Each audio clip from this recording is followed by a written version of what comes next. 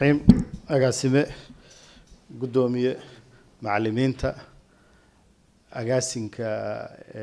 وزارة أرمها دبدة شقالها وزارة أرمها دبدة فرصة ويا شيء إني كقيب قاتان توبركن. السلام عليكم ورحمة الله وبركاته. سلام كدب waxaan marka hore ku hormarayaa ardayda waxaad yeelateen nasiib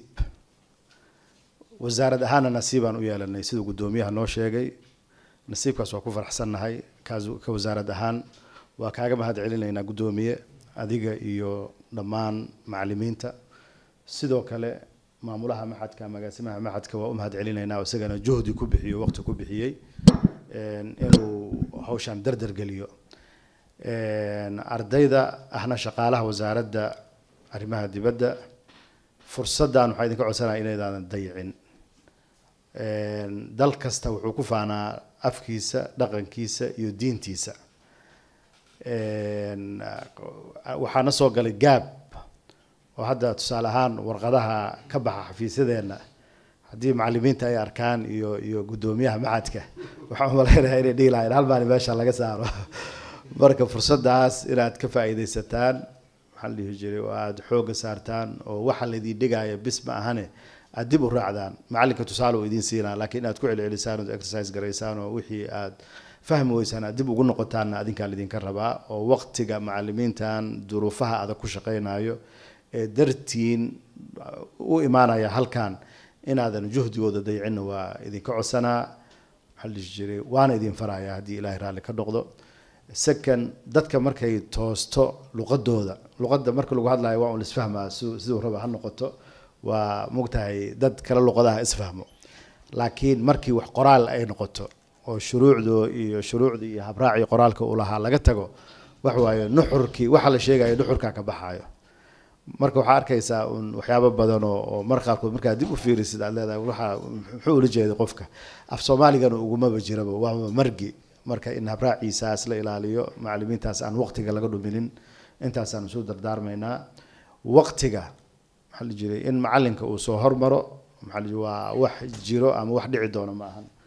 agaasime waxaan ku weydiinaynaa qofkii 2 casho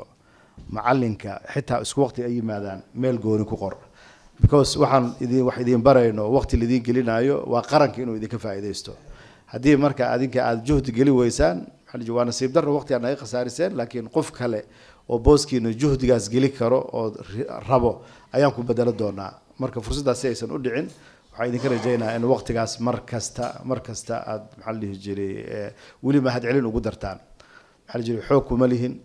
maxaa la dhihi jiray waajib gooni saaran ma ahan waa isxilqaan inay wax idiin baraan sida ugu fiican wax idiin baraan adinkana isxilqaankaas inaad si oo mataqaanaa qalbiga maxaa la jiray ka soo gooday aad u waafaqdaan oo aad ugu mahad celisaan oo aad maxaa la jiray halkii wada shaqeyn xoog leh aad la yeeshaan waa idinka rajaynaynaa insha Allah macallimiintana waxaan leeyahay waa mahadsantihiin waa ilaahay idinka abaal mariyo qarankiina hal qofkii wax baro wuxuu laba tahay society wax baray ama bulsho weyntii wax baray laba tahay abaalkaas wasaaradda arrimaha dibadda waa idin haysaa ka maamul ahaan waa idin haynaa waa idin kula shaqeyn doonaa waxyaabo kale oo soo socdo rabni ilaa idin weydiisanaa jiro oo idin kugu imaan doono ay kamid tahay hab qoraal rasmi oo wasaaradda ay leedahay oo adinka aad disaankeeda sameysaan maxaa la dhihi jiray oo aan dhinacna laga gudbi karin laga mari karin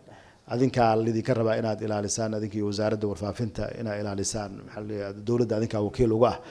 annagana taas wasaarad ahaan waa idinkaga imaan doonaa maasha Allah waa aad ugu mahadsantihiin waxaad qaranka u haysaan qarankiina waa idin ogyahay waanu ku wada shaqeynaynaa haddii ilaahay raalli ka noqdo marka mahad iyo sharaf ayaad mudan tihiin waana noo furan yahay tababarkeena. Assalaamu calaykum waraxmatullahi wabarakaatuh.